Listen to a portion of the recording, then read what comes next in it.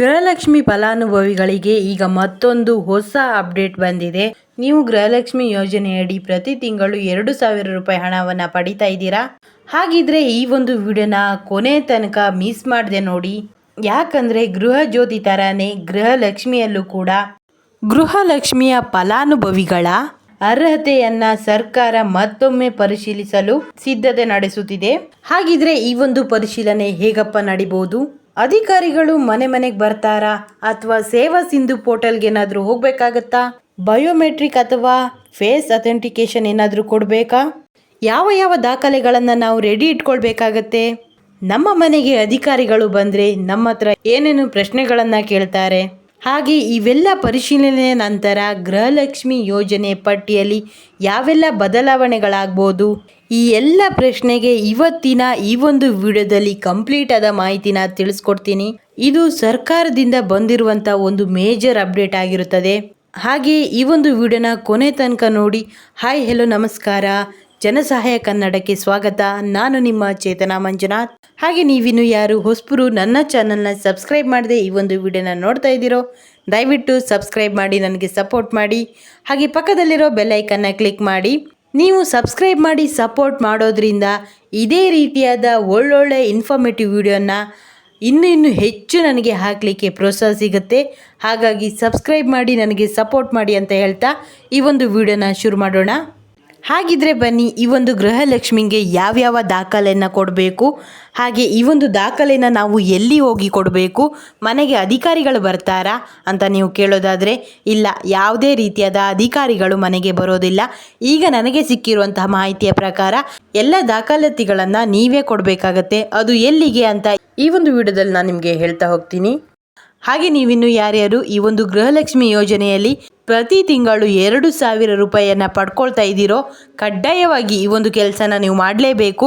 ಈ ರೀತಿಯಾಗಿ ನೀವು ಮಾಡಲಿಲ್ಲ ಅಂತ ಹೇಳಿದರೆ ನಿಮಗೆ ಬರುವಂತಹ 2,000 ರೂಪಾಯಿ ಹಣ ಬರೋದು ನಿಲ್ಲುತ್ತೆ. ಹಾಗಾಗಿ ನೀವು ಹುಷಾರಾಗಿರಿ, ಯಾಕಂದರೆ ಈ ಒಂದು ಕೆಲಸ ನೀವು ಮಾಡಲೇಬೇಕು. ಓಕೆ, ಹಾಗಿದ್ರೆ ಆ ಕೆಲಸ ಏನಂತ ಒನ್ ಬೈ ಒನ್ ಆಗಿ ನೋಡ್ತಾ ಹೋಗೋಣ. ಹಾಗೆ ಇದಕ್ಕೆ ಯಾವ ಯಾವ ಡಾಕ್ಯುಮೆಂಟ್ ಬೇಕಂತ ಕೂಡ ನಾವು ಇಲ್ಲಿ ನೋಡ್ತಾ ಹೋಗೋಣ. ಹಾಗೆ ನಿಮಗೆ ತಿಂಗಳು 2,000 ರೂಪಾಯಿ ಬರ್ತಾ ಇದೆ. ಹಾಗೆ ಇವಾಗ 32 ಹಾಗೂ 33ನೇ ಕಂತಿನ ಹಣ ಕೂಡ ನಿಮ್ಮ ಬ್ಯಾಂಕಿಗೆ ಜಮಾವಾಗ್ತಿರ್ಬೋದು. ಕೆಲವರಿಗೆ ಆಗಿದೆ, ಇನ್ನು ಕೆಲವರಿಗೆ ಆಗ್ತಾ ಇಲ್ಲ. ಇದು ಇದೇ ರೀತಿಯಾಗಿ ಕರೆಕ್ಟಾಗಿ ನಿಮಗೆ ಬರಬೇಕು ಅಂತ ಹೇಳಿದರೆ ನೀವು ಈ ಒಂದು ಕೆಲಸವನ್ನು ಕಡ್ಡಾಯವಾಗಿ ಮಾಡಬೇಕು. ಹಾಗಿದ್ರೆ ಅದು ಏನಂತ ಹೇಳ್ತೇನೆ ಕೇಳಿ.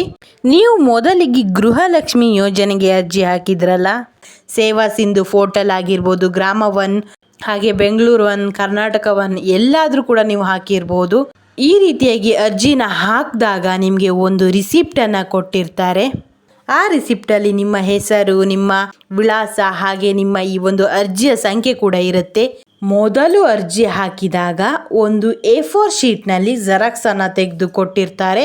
ಅದರಲ್ಲಿ ಲಕ್ಷ್ಮೀ ಹೆಬ್ಬಾಳ್ಕರ್ ಅವರ ಫೋಟೋ ಇರ್ಬೋದು, ಹಾಗೆ CM DK ಶಿವಕುಮಾರ್ ಅವರ ಫೋಟೋ ಇರ್ಬೋದು, ಹಾಗೆ ಸಿದ್ದರಾಮಯ್ಯ ಅವರ ಫೋಟೋ ಇರ್ಬೋದು. ಇವರೆಲ್ಲರ ಫೋಟೋ ಸಣ್ಣ ಸಣ್ಣದಾಗಿ ಇರುತ್ತೆ.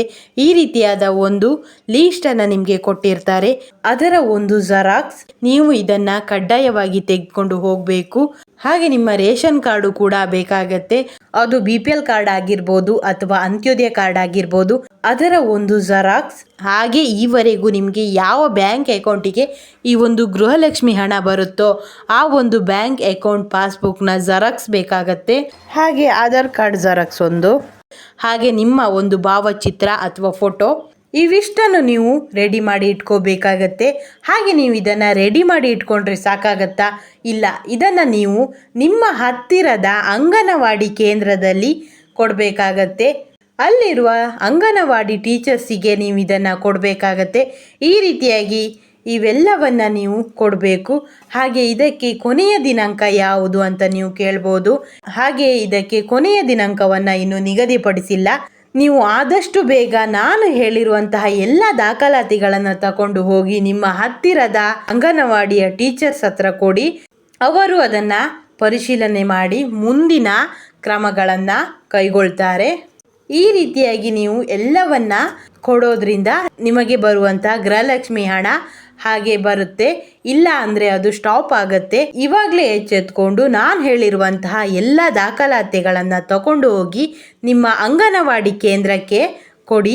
ಈ ರೀತಿ ಮಾಡೋದ್ರಿಂದ ನಿಮಗೆ ಗೃಹಲಕ್ಷ್ಮಿ ಹಣ ತಿಂಗಳು ಸರಿಯಾಗಿ ನಿಮ್ಮ ಬ್ಯಾಂಕ್ ಅಕೌಂಟಿಗೆ ಜಮಾವಾಗುತ್ತೆ. ಹಾಗೆ ಇವೆಲ್ಲ ದಾಖಲಾತಿನ ಕೊಡಲಿಕ್ಕೆ ಕಡೆಯ ದಿನಾಂಕ ಕೂಡ ಇನ್ನೂ ನಿಗದಿ ಆಗಿಲ್ಲ. ಅದು ಯಾವಾಗ ನಿಗದಿ ಆಗುತ್ತೆ ಅಂತ ಕೂಡ ನಿಮಗೆ ನಾನು ಇನ್ನೊಂದು ವಿಡಿಯೋದಲ್ಲಿ ತಿಳಿಸ್ಕೊಡ್ತೀನಿ. ಹಾಗೆ ಇನ್ನಷ್ಟು ಕೆಲವು ಗೃಹಲಕ್ಷ್ಮಿಯಲ್ಲಿ ಅಪ್ಡೇಟ್ಗಳಿದೆ, ಅವುಗಳನ್ನು ಕೂಡ ಮುಂದಿನ ವಿಡಿಯೋದಲ್ಲಿ ನಿಮಗೆ ತಿಳಿಸಲು ಪ್ರಯತ್ನ ಮಾಡ್ತೇನೆ. ಓಕೆ, ಈ ಒಂದು ವಿಡಿಯೋನ ಇಲ್ಲಿಗೆ ಮುಗಿಸ್ತಾ ಇದ್ದೀನಿ. ನೀವಿನ್ನೂ ಯಾರ್ಯಾರು ನನ್ನ ಚಾನಲ್ನ ಸಬ್ಸ್ಕ್ರೈಬ್ ಮಾಡದೆ ನೋಡ್ತಾ ಇದ್ದೀರೋ ದಯವಿಟ್ಟು ಸಬ್ಸ್ಕ್ರೈಬ್ ಮಾಡಿ, ನನಗೆ ಸಪೋರ್ಟ್ ಮಾಡಿ. ಹಾಗೆ ನಿಮ್ಮ ಫ್ಯಾಮಿಲಿ ಹಾಗೂ ಫ್ರೆಂಡ್ಸ್ಗೂ ಈ ಒಂದು ವಿಡಿಯೋನ ಶೇರ್ ಮಾಡಿ. ಮುಂದಿನ ಒಂದು ಒಳ್ಳೆಯ ಇನ್ಫಾರ್ಮೇಟಿವ್ ವಿಡಿಯೋದೊಂದಿಗೆ ಸಿಗ್ತೇನೆ. Thank you.